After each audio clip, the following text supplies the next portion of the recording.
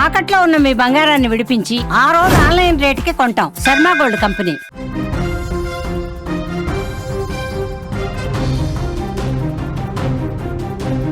ప్రతి నేరంలో ఒక సాక్ష్యం మిగిలిపోతుంది. ప్రతి నేరంలో ఒక సాక్ష్యమే నిందితుని పట్టిస్తుంది. ప్రతి నేరంలో ఒక సాక్ష్యమే మొత్తం కేసును మలుపు తిప్పుతుంది. ఇప్పుడు సహస్ర హత్య కేసులో కూడా అటువంటిదే ఒక సాక్ష్యం నిందితుని పట్టించింది. 3 రోజుల పాటు పోలీసులు వెతికినా దొరకని ఆ సాక్ష్యం ఒక మాట. ఆ మాట ఏంటో తెలుసా? డాడీ డాడీ అని ఆ పాప చనిపోయే ముందు అరిచిందనే మాట. ఈ మాట చెప్పింది ఎవరో తెలుసా? హంతకుడే. ఇప్పుడు పోలీసులకు దొరికిన ఈ 14 ఏళ్ల బాలుడే పోలీసులని మిస్లీడ్ చేయడానికి డాడీ డాడీ అనే ఒక మాటని వాడుకున్నాడు. పోలీసులు తనని అనుమానించకుండా ఆ బాలుడు ఒక తప్పించుకునే ప్రయత్నం చేశాడు. నిజంగా పెద్ద పెద్ద క్రిమినల్స్ కూడా ఇలా ఆలోచించరేమో. హత్య చేసి కనీసమైన భయం లేకుండా 5 రోజుల పాటు ఇంట్లోనే ఉన్నాడు. హత్య చేసి ఆ కత్తిని బాలికని కత్తితో పొడిచి ఆ కత్తిని కడిగి తీసుకొచ్చి ఇంట్లోనే ఫ్రిడ్జ్లో దాచాడు. హత్య చేసేటప్పుడు ఆ రక్తం పడ్డ బట్టలను తీసుకొచ్చి వాషింగ్ మిషన్లో వేసి ఉతికి ఆరేశాడు. కన్న తల్లికి, తండ్రికి, సోదరికి కూడా ఈ విషయం తెలియదు. పోలీసులు చెప్తున్నారు హత్య చేసిన రోజు ఇంట్లో ఆ బాలుడి సిస్టర్స్ ఉన్నారు, అట్లాగే ఫాదర్ తండ్రి కూడా ఉన్నాడట. వాళ్ళకెవ్వరికి కనపడకుండా ఈ హత్యని దాచిపెట్టగలిగాడంటే ఎంత పెద్ద క్రిమినల్. మీరు మహేష్ బాబు నటించిన స్పైడర్ సినిమా చూసుంటారు. స్పైడర్ సినిమాలో హంతకుడు ఎలా ఉంటాడంటే విలన్, హత్యకు గురైన వాళ్ళు లేకపోతే చనిపోయిన వాళ్ళు బాధపడుతుంటే ఆ బాధను విని ఆనందంతో నవ్వుతూ ఉంటాడు. అటువంటి సైకిక్ మెంటాలిటీ ఇతనిలో కనిపించింది. ఎందుకంటే పోలీసులు వెతుకుతున్నారు, క్లూస్ టీమ్ వెతుకుతోంది. మొత్తం 5 బృందాలు హంతకుడి కోసం వెతుకుతుంటే వీని కూడా పోలీసులు దాదాపు 40 మందిని విచారించారు. 40 మందిని ఆ ఇంటి పక్కింటోలని, ఈ ఇంటోలని, ఆ ఇంటోలని ఒక 40 మందిని పోలీసులు విచారించారు. ఆ 40 మందిలో వీడు కూడా ఒకడున్నాడు. వీడిని అడిగితే నాకు వినిపించింది సాక్ష్యంగా మారాలనుకున్నాడు. విచిత్రం ఏంటంటే డైవర్ట్ చేయటం, చాలా తెలివిగా డైవర్ట్ చేసే ప్రయత్నం చేశాడు. ఏం చెప్పాడు? ఆ అమ్మాయి శబ్దం ఉదయం నాకు వినిపించింది, డాడీ డాడీ అని 4 సార్లు పిలిచింది అని చెప్పేసి పోలీసులకు కూడా ఒక మిస్లీడ్ సమాచారం ఇచ్చాడు. దీంతో పోలీసులు వీడు హంతకుడని గుర్తుపట్టలేకపోయారు. ఈ మాట నేను చెప్తున్నది కాదు, పోలీసులే చెప్తున్నారు. ఒకసారి సిపి, సైబరాబాద్ సిపి అవినాష్ మహంతి మాటలు వినండి, మీకు కూడా అర్థమవుతుంది. ఎగ్జామిన్ ఆయనతో మాట్లాడేటప్పుడు he had actually misled the investigators by telling that నాకు వినిపించింది, పాప అరిచినట్టు వినిపించింది అండ్ 10 o'clock అలా he try to tell some story around that. Examine ఆయనతో మాట్లాడేటప్పుడు he had actually misled the investigators by telling. అర్థమైంది కదా? సిపి అవినాష్ మహంతి చెప్తున్న మాటలు వింటుంటే మీకు అర్థమైంది కదా వాడి బ్రెయిన్ ఏ స్థాయిలో పనిచేసిందో. డియర్ పేరెంట్స్, ఒకసారి ఆలోచించండి. హంతకుడు ఎటువంటి నేరాలకు పాల్పడే హంతకుడి బ్రెయిన్ ఎంత స్మార్ట్గా పనిచేసిందో. వీడి బ్రెయిన్లో హత్య చేసిన తర్వాత ఎలా తప్పించుకోవాలో ఒక మాస్టర్ ప్లాన్ ఆల్రెడీ ఉంది. ఎందుకుందంటే వీడు మామూలు నేరస్తుడు కాదు. అందరూ అనుకుంటున్నట్టుగా ఇతడు 14 ఏళ్ల బాలుడుగానే చూస్తున్నారు, కానీ వీడు 14 ఏళ్ల బాలుడు కాదు. 14 ఏళ్ల లోపే వీడికి కావాల్సినంత క్రైమ్ నాలెడ్జ్ ఆ బ్రెయిన్లో ఉందని మనం ఖచ్చితంగా ఇక్కడ వాదించి తీరాల్సిందే.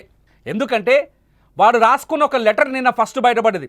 అంతా మీడియా అంతా ఒకటే మాట చెప్పింది ఏంటంటే, ఆ గోడ మీరు స్క్రీన్లో చూస్తున్నారు కదా, ఆ గోడపై నుంచి దూకి యువతలకు వచ్చాడు కదా. అయితే వాళ్ళ ఇంట్లోకి వెళ్ళి సెర్చ్ చేస్తే తెలిసింది ఏంటంటే వాడు ఒక లెటర్ రాసుకున్నాడు. ఆ లెటర్లో ఒక దొంగతనం ఎలా చేయాలో ఒక మాస్టర్ ప్లాన్ స్కెచ్ చేసి పెట్టాడు. ఆ లెటర్లో రాసుకొని అది సజ్జ మీద పెట్టాడు. అది 1 రోజుల క్రితం రాసుకున్న లెటర్ అని తెలుస్తుంది. అంటే ఇంకెక్కడో దొంగతనం చేయడానికి వీడికి ఒక మాస్టర్ ప్లాన్ ఉంది.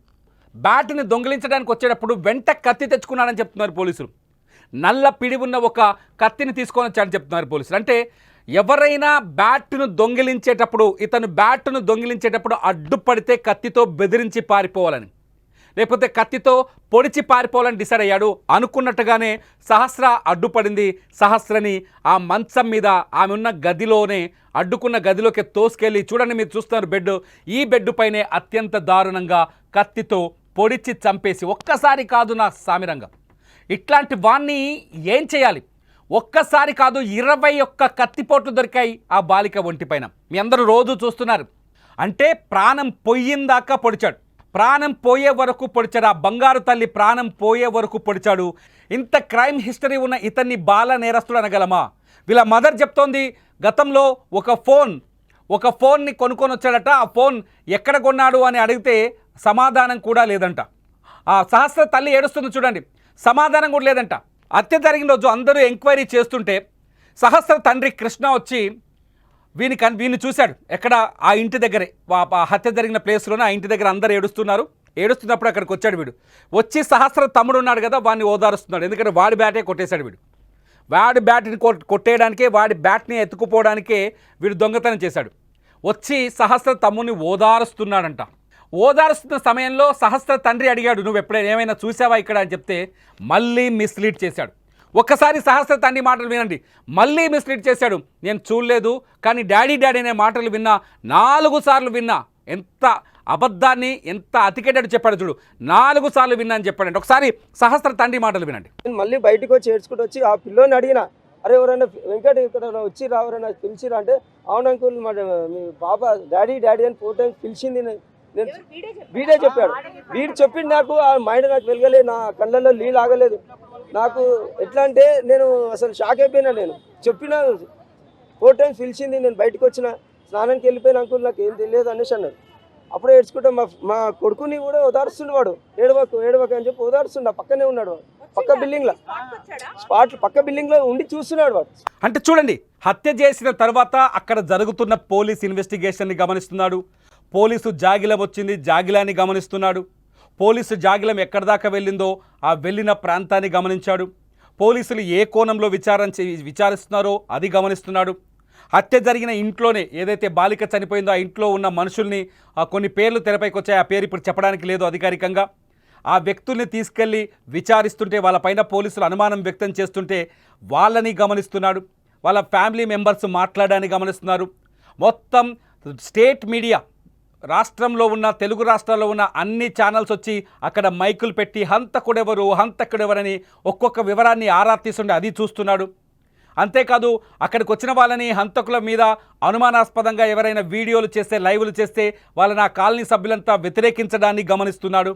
అంటే ఒక క్రిమినల్ సీన్ ఆఫ్ అఫెన్స్ తర్వాత సీన్ ఆఫ్ అఫెన్స్లో జరుగుతున్న ప్రతి సీన్ని ఎంత క్లోజ్గా అబ్జర్వ్ చేస్తున్నాడు.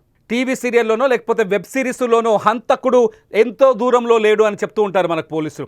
హంతకుడికి చాలా దగ్గరలో ఉన్నాం, చేరువలో ఉన్నాం, ఎంతో దూరంలో లేను. ఒక్క క్లూ దొరికితే హంతకుడు దొరికిపోతాడు.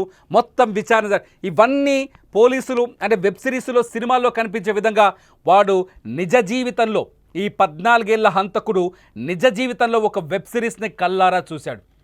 మామూలు క్రిమినల్ అంటారా? ఈ మాటలన్నీ విన్న తర్వాత ఇప్పుడు పోలీసులు చెప్పిన నిజం కావచ్చు, లేకపోతే సహస్ర తండ్రి చెప్తున్న నిజం కావచ్చు, ఇవన్నీ వింటుంటే వీడు మామూలు క్రిమినలా? వీడిని బాల నేరస్తుడనే అనాలా? చట్టం బాల నేరస్తుడుగానే చూస్తుంది కాబట్టి వయసురీత్యా, కానీ బాల నేరస్తుడు అనాలా? ఒక్కసారి ఆలోచించండి. మీరేమంటారో ఈ వీడియో కింద కామెంట్ చేయండి.